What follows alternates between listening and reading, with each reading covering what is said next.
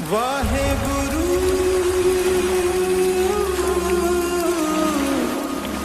वाहेगुरु।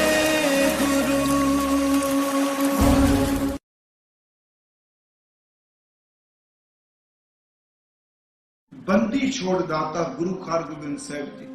चलो कई सज्जन ये कहते आ दिवाली का की संबंध अजकल बड़ा चलता है कि ये जी सिखां का त्योहार कोई नहीं। मैं एक बेनती करांगा कि गुरु गोबिंद सिंह जी के हुक्मनामे पढ़ियो। उन्हां सज्जनां नूं मेरी दरखास्त है, हुक्मनामियां च खास करके लिखे कि तुसी दीपमाला ते जरूर आउणा। ये लफ्ज़ वरते आनंदपुर साहिब का जिक्र है जी। ये लिखा दिवाली ते तुसी जरूर पहुंचना। मैं एक बेनती करांगा कि गुरु हरगोबिंद साहिब दाता जी आए, वो ग्वालियर के किले च कैद किए गए। ये आप सब नूं पता है भी जहांगीर ने कैद किया हजूर ने। इतने समय की कई ने कुछ मकीना किया, कई ने 12 साल किया, कई ने 7 साल लिखा, कई ने 2.5 साल लिखा। पर इस कोई शक नहीं कि गुरु हरगोबिंद साहिब ग्वालियर के किले विच रहे। हजूर नूं मीरी पीरी का दाता कहा जाता सी। उन्हां नूं कैद क्यों किया गया ग्वालियर के किले च? भावां कि साडे इतिहासक ग्रंथां ने कहा कि जहांगीर ते साड़ सती सी ते उन्हां नूं सियाणियां ने कहा भी कोई महापुरख तेरे नां दा चलीआ कटे, बंदगी करे तेरी साड़ सती मुकेगी। देखो ये मनोकल्पत दीआं गल्लां ने। गुरु हरगोबिंद साहिब नूं कैद करन दा इक्को कारण सी कि गुरु ने दिल्ली के तख्त तो बड़ा तख्त बना दिता। गुरु हरगोबिंद साहिब ने 2 किरपाना धारण कीतियां ने। गुरु हरगोबिंद साहिब ने सेली टोपी की थां दस्तार ते कलगी सजाई है। गुरु हरगोबिंद साहिब नूं सिख सच्चा पातशाह कहंदे आ ते श्री अकाल तख्त साहिब दे उत्ते उस वक्त लोकां दे फैसले हुंदे आ। बादशाह नूं इह बर्दाश्त नहीं कि मेरे दिल्ली दे तख्त दे हुंदिया कोई इस धरती दे उत्ते अपना तख्त बना के बैठे। इहदे कारण ने क्योंकि गुरु हरगोबिंद साहिब दीआं किरपानां ते इत्थों तक ਜਿਹੜੇ ਗੁਰਦੇਵ ਦੇ ਢਾਡੀ ਨੇ ਜਿੱਦਨ ਮਹਾਰਾਜ ਤਖਤ ਤੇ ਬੈਠੇ ਤੇ ਢਾਡੀਆਂ ਨੇ ਜਿਹੜੀ ਵਾਰ ਗਾਈ ਉਹਦੇ ਵਿੱਚ ਉਹਨਾਂ ਨੇ ਚੈਲੰਜ ਜਹਾਂਗੀਰ ਨੂੰ ਕੀਤਾ ਹੈ। ਉਹਨਾਂ ਨੇ ਕਿਸੇ ਹੋਰ ਬਾਦਸ਼ਾਹ ਦਾ ਨਾਂ ਨਹੀਂ ਲਿਆ। ਉਹ ਵਰਤਮਾਨ ਬਾਦਸ਼ਾਹ ਜਹਾਂਗੀਰ ਸੀ। ਭਾਈ ਨੱਥਾ ਤੇ ਅਬਦੁੱਲਾ ਦੀ ਉਹ ਵਾਰ ਦੀਆਂ ਪੌੜੀਆਂ ਨੇ ਕਿ ਸੱਚਾ ਤਖਤ ਸੁਹਾਇਓ ਸ਼੍ਰੀ ਗੁਰੂ ਪਾਇਕ ਹੈ, ਸ਼ਬ ਬਰਨੀ न जाए कहूं क्या गायक है, रब सस भय मलीन सो दर्श दिखाए है, श्री गुरु तख्त बिराजे प्रभु ध्यायक है, मीर उबदल और नाथ जस कहो बनायक है। 2 तलवारां बदियां, एक मीरी दी, एक पीर दी, एक अजमत दी, एक राज दी, एक राखी करे वजीर दी, हिम्मत बाह कोटगढ़ दरवाजा बलख बकीर दी, नाल सिपाही नील नल मार दुष्टा करे तगीर दी, अखीर चो लिखदे ने पग तेरी की जहांगीर दी। हुण आ पग तेरी की जहांगीर दी सच्चा तख्त सुहायो। मैं सिर्फ बार दी पौड़ी सुनाने नहीं, हुण सच्चा तख्त ते झूठा तख्त 2 शब्द प्रचलित हो चुके। एक बादशाह है, दूजा पातशाह है। धन गुरु हरगोबिंद साहिब की चढ़त नूं हुकूमत ने बर्दाश्त नहीं किया। गुरु हरगोबिंद साहिब नूं ग्वालियर के किले च कैद किया गया। इत्थे अगला एक सवाल मेरा ख्याल हर गुरु घर च अज ये गल सुनाई गई होनी है कि महाराज 52 राजियां नूं मुक्त करा के लिया। इस तरीके दी कि उस किले विच केवल राजे सन, कि उस किले दे विच कोई आम बंदा कैदी नहीं सी। जे आम बंदा कोई कैदी सी ते गुरु हरगोबिंद साहिब कल्ले राजियां नूं चोले क्यों फड़ाए? कोई गरीब बंदा नहीं बाहर कढिया। इहनूं मैं तर्क च नहीं लिजा के 52 राजे ने। कुछ विद्वानां दा मत है कि 103 राजे सन। 52 वड्डे राजे सन, छोटियां छोटियां रियासतां दे मालक सन 51 होर, पर साडे कोल ज्यादा प्रचलित जिहड़े ने 52। मेरे मन च है मैं ग्वालियर के किले च कथा करके उत्थे अस्थान है गुरु हरगोबिंद साहिब का। उत्थे मन च आया भी की 52 राजे ही मारे ने बाहर कढे कि इस किले च कोई खाम बंदे नहीं सन। याद रखियो ये किला आम कैदियां का नहीं सी। 52 राजे क्यों सन? इत्थे चोरी वाले, डाका मारन वाले, कतल करने वाले आम अपराधी इस किले च नहीं सन रखे जाते। इस किले विच केवल वो रखे जाते सन जिन्हां तो हुकूमत नूं डर लगदा हुंदा सी। कि बागी हो जाएंगे। तो याद रखो इस किले विचों जिउंदे राजे बड़े गए पर जिउंदे वापस कोई नहीं सुनाया। ਉਹਦਾ ਕਾਰਨ ਸੀ इस किले विच खाने विच मिठा पॉइजन पाया जाता सी, जहर दिती जाती सी। मैं आप जी दे सन्मुख सिर्फ बंदी छोड़ दिवस तक, क्योंकि आप इस दिन को मना रहे हैं, मैं कोई शब्द की विचार नहीं रही, सिर्फ इतिहास अज रखांगा। गुरु हरगोबिंद साहब तो पहला 52 राजे उत्थे ने जिन्होंने पता है कि साडे मरियां दे पिंजर बाहर निकलणगे, सी जिउंदे इत्थों निकल नहीं सकते। एक तां खाने च जहर दिता जाता सी। जदों गुरु हरगोबिंद साहब गए उत्थे दस दिता गया महाराज कि इत्थे खाना नहीं खाना, ते सतगुरु ने उस किले का खाना बिल्कुल नहीं लिया। महाराज जी लिए खाना उथों का एक सिख तैयार करके लिया सी। उथों के दरोगे का नाम सी खरीदास, जिन्हों अजकल तुसी कह सकते हो साडे उत्थे शब्द वरते है येल सुपरीडेंट, पर उस वक्त दरोगा शब्द सी। जिले उस किले का दरोगा खरीदास सी। जदों ने गुरु हरगोबिंद साहब के दर्शन किए वो प्रभावित हुए। महाराज जी ने अमृत वेले उठना, किले च इशनान करके बंदगी करनी। जेड़े मायूस हो चुके राजे सन, जेड़े मौत की वेट कर रहे सन, गुरु हरगोबिंद साहब की संगत करके मुर्दियां नूं जिंदगी मिल गई। महाराज जी ने उपदेश देना। उस हरिदास दरोगे ने सतगुरु के चरणों च नमस्कार करना। प्यारे उस वक्त चंदू के पुत्र ने एक चोला तैयार कराया। वो चोले के कपड़े में जहर लगा हुआ सी, जहर की पट पुट दी सी उन्होंने। वो जे किते चोला पाया जाए ते पसीना आ जाए, पसीने नाल वो कपड़ा टच करे ते चोले के कपड़े का जहर जो बॉडी में जा सकता। जिवें आपां देखने बैक्टीरिया किवें जांदा। हरिदास दरोगे ने चोला दिता गया भी गुरु हरगोबिंद साहब नूं पहुंचाना। दरोगे ने चोला रख लिया, पर बेनती करके क्या महाराज एक खाना ते दूजा एक चोला आप जी ने अपने तन ते पहनना है। गुरु हरगोबिंद साहब उस वक्त उस किले च रहे। मैं बेनती करांगा, पंजाब की धरती ते सिखां ने एक नवी मूवमेंट शुरू की, एक लहर शुरू हुई, जिन्हों असी अज अरदास में शब्द कहने चौंकियां झंडे बुंगे जुगो जुग अटल, क्योंकि आज सारे दीवे की गल तो करांगे। ते मैं ये भी बेनती करनी, गुरमुखो गुरु ग्रंथ साहब की पवित्र बाणी नूं पढ़ के देखो। जे मस्या की रात नूं बलिया होया दीवा उस काले खनेरे नूं खत्म कर देंदा है, यह तो साल बाद आउंदी है। किते अपने अंदर झाती मार, मैं अपने मन नूं कहना मना, तेरे अंदर तक कई जन्मां की मस्या छाई हुई। किन्ना अज्ञानता का हनेरा। अगे मैं बेनती करनी, हनेरा कैसा कैसा। महाराज गुरु हरगोबिंद साहब जो ग्वालियर के किले च ने, उस वक्त बाबा बुढ़ा साहब ने चौकी करी। साडियां 3 चौकियां ने जी। एक नितनेम की चौकी है, एक यात्रु चौकी है, एक ऐतिहासिक चौकी है।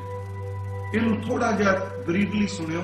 चौकी का लफ्जी अर्थ की है, मैं एक बार इत्थे अर्थ किए। वैसे चौकी का अर्थ हुंदा 4 जणियां दे बैठण दी थां, 4 बैठण चौकड़ी असीं कहने। एक चौकी का अर्थ है जी साडे घरां विच, हुण तां नहीं इत्थे, पिंडां विच जिस फट्टी दे ऊपर बैठ के बीबियां काम करदियां सन चौकी वरदियां सन। दूसरा चौकी का अर्थ हुंदा जी रोस जलूस, आ जिहड़ा रोस प्रगट करना है जी चौकी। एक चौकी का लफ्जी अर्थ है जी पहरा, इहदे तो लफ्ज बनिया चौकीदार। सिख दे घर विच चौकी लगदी। एक चौकी आ पखंडियां ने लफ्ज अर्थ शुरू कर दिते हैं कि फलाने बाबे दी इहदे चौकी आ गई। नहीं गुरमुखो, गुरु घर विच सिर मारन वाली चौकियां प्रवान ने। इत्थे कीर्तन की चौकी, नितनेम की चौकी, ऐतिहासिक चौकियां प्रवान। गुरु ग्रंथ साहब चौकी लफ्ज आया। महाराज जी ने कहा कि जिस शहर विच, जिस पिंड विच चौकीदार महल्ले विच पहरा देवे, उस पिंड शहर ते महल्ले विच चोर जान तो डरदा है। जिस सिख दे शरीरी शब्द का पहरा लग जाए उत्थे जमदूत जान तो डरदा। गुर का शब्द रखवारे चौकी चौगिरदा मारे, राम नाम न लागा जम लग जाए, कर भागा। पहलियां चौकियां ने नितनेम दियां चौकियां। ये अर्थ ना कर लेने वो हरमंदिर साहिब जी।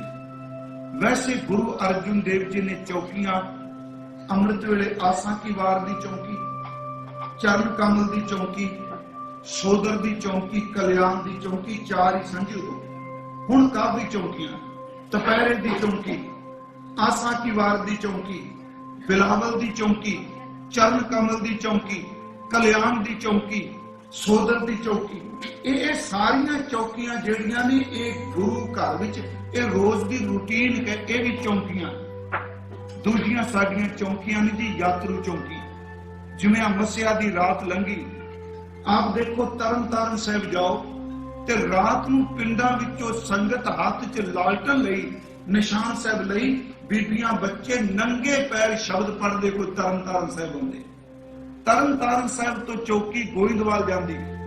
कई चौकियां और अमृतसर विच आउंदियां, इन्हें यात्रू चौकियां। तीसरियां ने प्यारिओ इतिहासक चौकियां। इतिहासक चौकियां दो ने, ये दोवें दियां दोवें चौकियां बाबा बुढ़ा साहिब ने कढियां। मैं बेनती करांगा, एक चौकी का जिक्र मैं तुहाडे नाल बरी कीता, जिहड़ा हुण भी करना। एक चौकी ग्वालियर जाण तो पहला निकली सी। जदों गुरु हरगोबिंद साहिब डलौली गए पिंड माल विच, महाराज दा संघू सी साईं दास, माता गंगा जी की भैन सी बीबी वैगुरु जी, माता दमोदरी जी दे बीबी रामू। मैं बेनती करा, साली ते संघू सी पंजाबी लफ्ज़, पर वो रिश्ता घट पालदे सन। वो सिख बन के गुरुदेव के चरणों के सेवक सन। गुरु हरगोबिंद साहिब बहुत समा मालवे रहे। बाबा बुढ़ा साहिब ने चिट्ठी पाई कि महाराज संगतां बिरहा विच ने दर्शन दिओ। गुरु हरगोबिंद साहिब ने उत्तर दिता, बाबा जी तुसी शब्द की चौकी कढो, मैं छेती आ रहा। जिथे शब्द पढ़िया जाता है गुरु उत्थे अंग समझेगा। ये बड़ा बड़ा सिद्धांत सी सन चौकी का। एक चौकी बाबा जी ने कढ़ी। दूजी चौकी जदों महाराज ग्वालियर दे किले सन, बाबा बुढ़ा साहिब की उम्र उस वेले 105 साल के करीब हो चुकी सी। इदू ज्यादा सी जी। ये अमृतसर तो इन्होंने रात नूं चौकी कढ़ी, जग की मिसाल हाथ विच लई, निशान साहिब लिया, पिंडां विचों शब्द पढ़ते पढ़ते बाबा बुढ़ा साहिब ग्वालियर के किले में चले। दरवाजे बंद सन, मिल नहीं दिता गया। किले का महाराज जी ने परिक्रमा की ते उस दरवाजे विच बाबा बुढ़ा साहिब जी ने मत्था टेकिया। जदों दरोगे हरदास ने उथों दे एहलकारां ने पूछा, बजुर्गा इन्नी दूर तो आए ते संगतां ने परिक्रमा करनी ते मत्था टेक लेना। मैं कहना उस वक्त कितनी को वड्डी आस्था सी साडे लोकां दी। वैगुरू अज वो आस्था नजर नहीं आउंदी, क्योंकि असीं हर इतिहास चीज नूं ऐजे ब्राह्मणवाद कह के खंडन करन तो मैनूं बख्श दिया। कित्थों सिख पंजाब तो गया। जदों पूछया भी क्यों किले की परिक्रमा करके मत्था टेकदा, कहना मेरे दिल का पातशाह इत्थे बैठा है, मैं उन्होंने नमस्कार करने वास्ते। गुरु हरगोबिंद साहिब की रिहाई किवें होई? भाई जेठा जी दे दरावे नाल भी सब तो वध रिहाई भी जिन्हां ने रोल अदा किया साईं मियां मीर ते वजीर खां। नूर जहां जहांगीर ਉਹਦੇ ਨਾਲ ਵਿਆਹ ਦਾ ਹੋ ਚੁੱਕਾ ਹੈ। ਨੂਰ ਜਾਂ ਸਾਈਂ ਮੀਆਂ ਮੀਰ ਦੀ ਸ਼ਰਧਾਲੂ ਸੀ। ਕਹਿੰਦੇ ਖੁਦ ਸਾਈਂ ਮੀਆਂ ਮੀਰ ਉਸ ਵਕਤ ਦਿੱਲੀ ਚੱਲ ਕੇ ਗਿਆ ਸੀ, ਆ ਪਹੁੰਚਿਆ ਸੀ।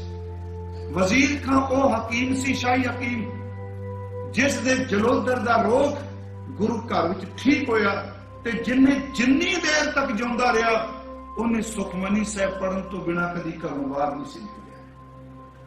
ਇਹ ਦੋਨੋਂ ਪਹੁੰਚੇ। जहांगीर बीमार सी क्योंकि इन्ना नशई शराब बहुत पींदा सी। उन्हें पूछा मेरी बीमारी, मैं दुखी क्यों? साईं मियां मीर ने कह दिता, खुदा दे नूर नूं जिहड़ा कैद करना चाहे वो बंदा सुख किथे पा सकदा। उन्हें कहा कौन खुदा दा नूर?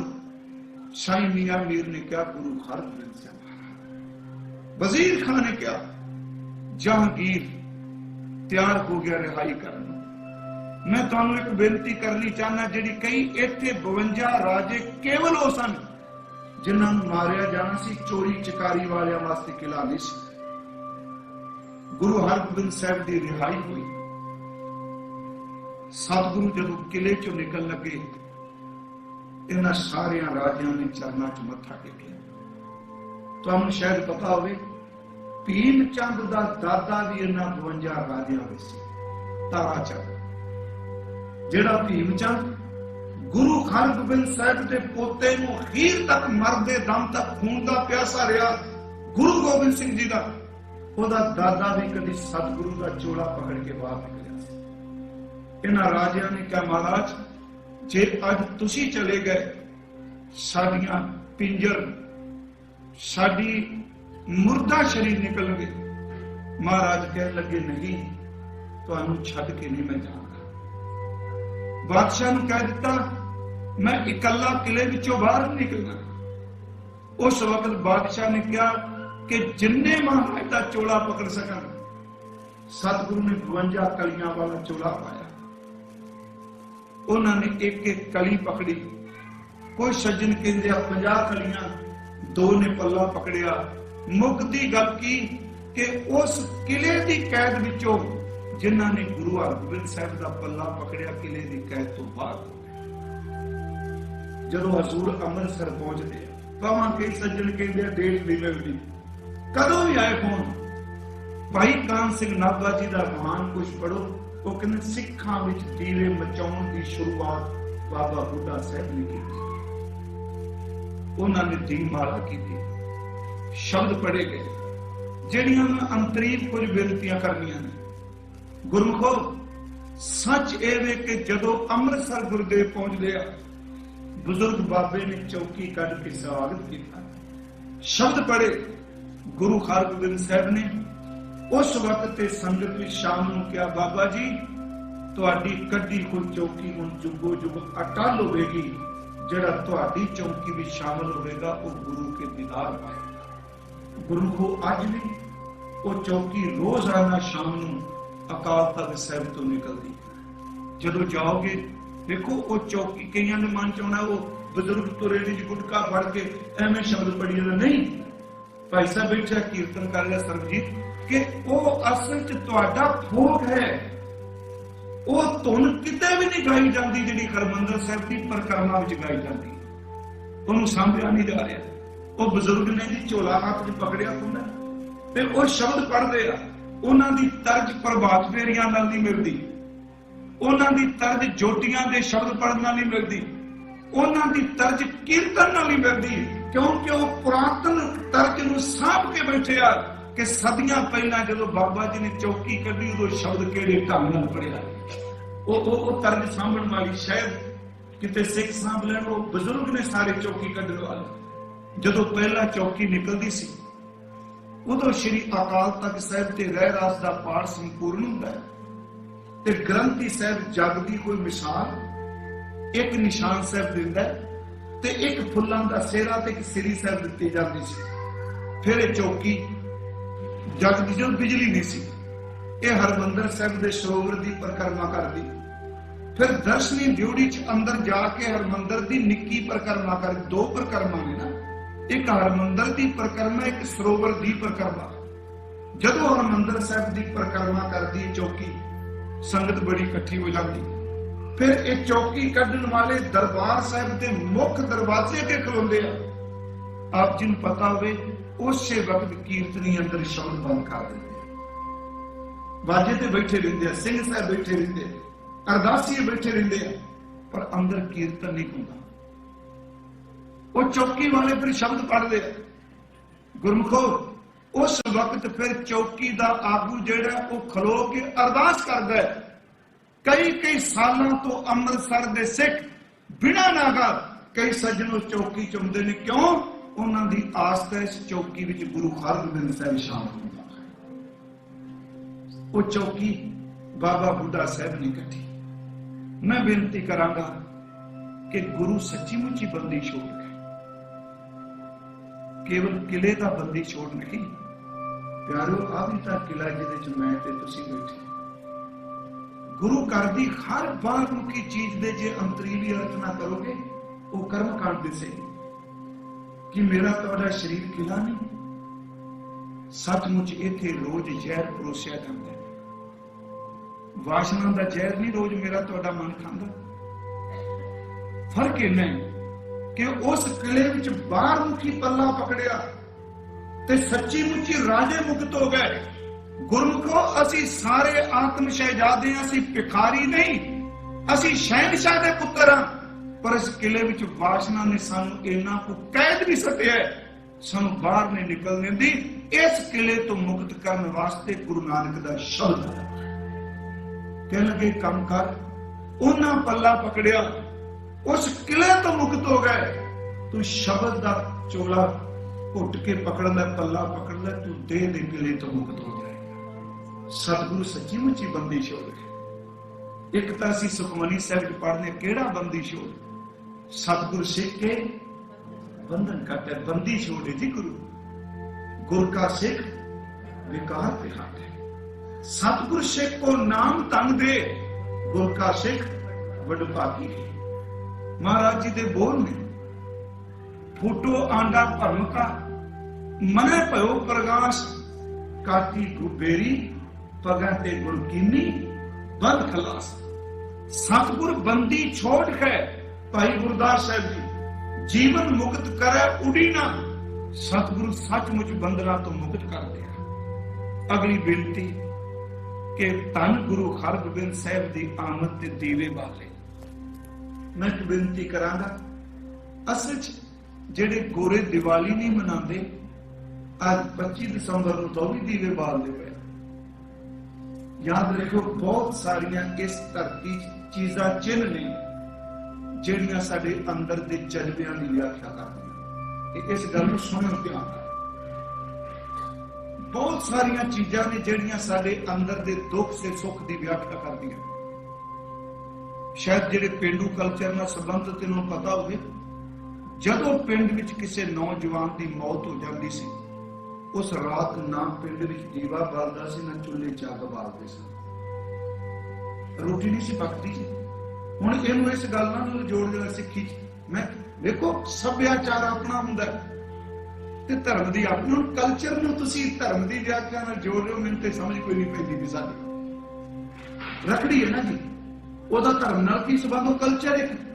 ਅਸੀਂ ਜਿਉਂ ਕਥਾ ਸ਼ੁਰੂ ਕਰਨੇ, ਰਾਖਾ ਏਕ ਹਮਾਰਾ ਸੁਆਮੀ, ਮੇਰਾ ਰਾਖਾ ਵੈਗੁਰੂ, 3 ਦਿਨ ਜਿਉਂ ਬਣ ਸਕਦੇ। ਜਿਨ੍ਹਾਂ ਦੀ ਰਖੜੀ ਉਹਨਾਂ ਕਦੀ ਵੇਦ ਤੋਂ ਪ੍ਰਮਾਣ ਨਹੀਂ ਦਿੱਤਾ ਕਿ ਸਾਡਾ ਵੇਦ ਇਹ ਕਹਿੰਦਾ, ਉਹ ਕਹਿੰਦਾ ਕਲਚਰ।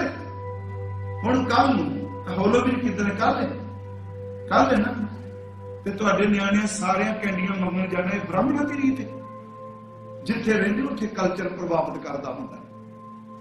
जे ब्राह्मण का कल्चर रखड़ी का बर्दाश्त नहीं, तो साडे न्याणे जो जाके गोरियां, ये गोरियां की रीत है ना जी, तो फिर आप खालसिया ने क्यों मान ली? ये कट्टरता मैंने बख्श दिया जे, ये समाजिक दियां रीतां होंदियां ने, दस स्पिरिचुअलिटी नाल की संबंध?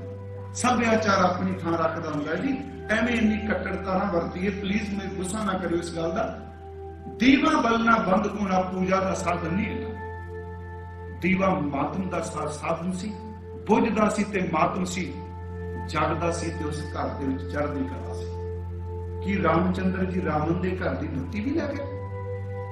गुरु ग्रंथ साहिब विच वचन है, 1 लाख पूत 1.25 लाख नाती ते रावण घर। अगला पूछे भी सारे तेल चौके लगे रावण दा। इसदा मतलब यह सी कि रावण दे घर विच अज अंश कोई नहीं रही, कोई दीवा बालन वाला भी नहीं रहा। दीवे असल च खुशी का, चानन खुशी का प्रगटावा है जी, ते हनेरा सोग का प्रगटावा है। चानन रूहानियत का चिन्ह है, हनेरा अंदर की वासना का चिन्ह है। हालांकि साडे गुरु ग्रंथ साहिब च बिंब वरतेगा चानन।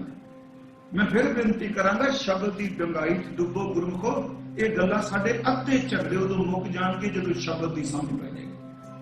सतगुरु नानक प्रगटिया मिट्टी धुंध कि किन्ने दीवे बाले जो बाबा जी प्रगटे?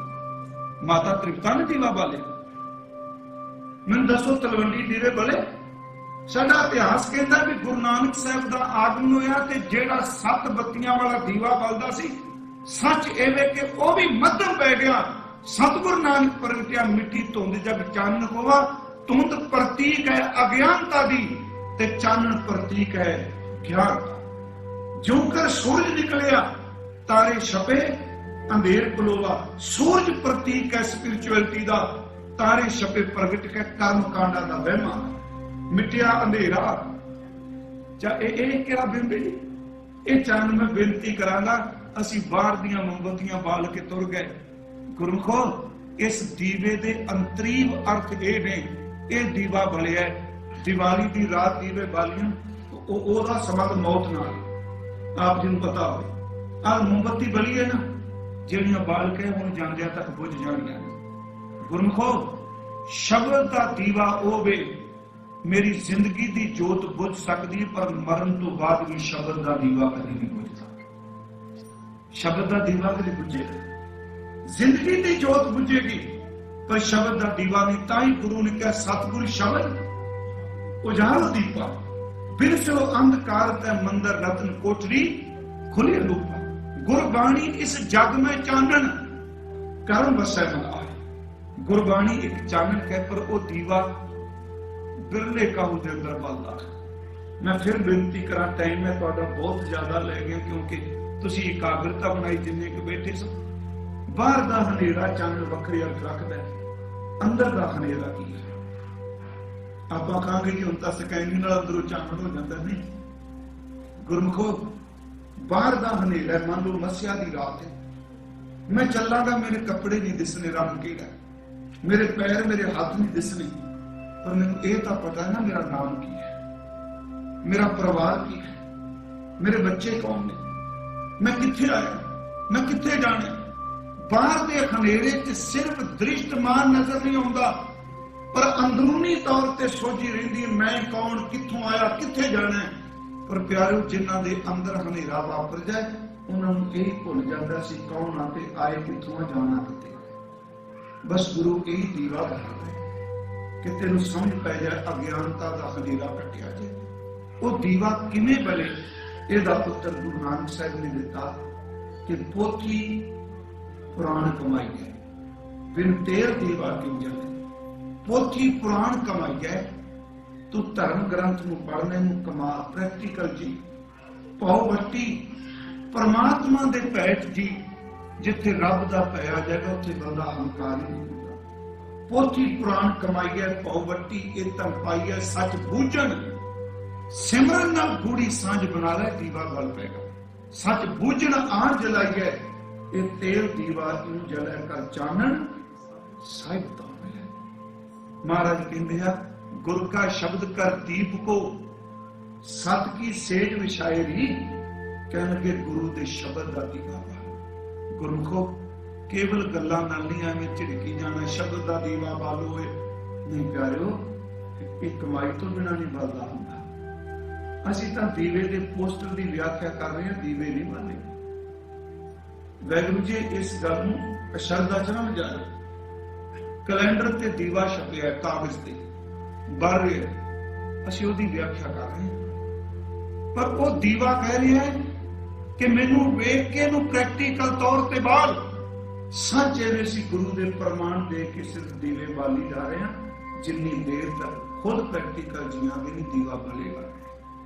सतगुरु गुरु हरगोबिंद साहिब बंदी छोड़ दाता ने सचमुच गुरु जोत इस मानवता बंद खलासी दिवाने वास्ते आई है। इन्हियां बेनतियां स्वीकार करें।